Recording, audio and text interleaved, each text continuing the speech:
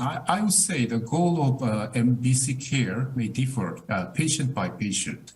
It depends on patient preference, I think, such as I want to live longer, or I just want to maintain a quality of life, or I have some financial issue. So as you mentioned, the patients with recurrent disease have a history of anthracycline or taxane, as well as abemcycline nowadays.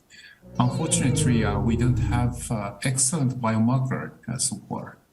I would say ESR1 mutation or PIK3CA mutation serve as, I just think, rather prognostic than predictive. I will address the potential of immune-related biomarkers such as absolute lymphocyte count may be useful and less expensive as a biomarker who undergo endocrine therapy.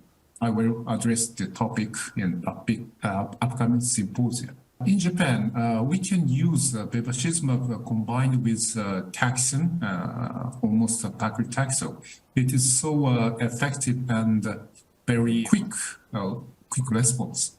So I prefer paclitaxel with bevacizumab in such patient with B-cell colitis.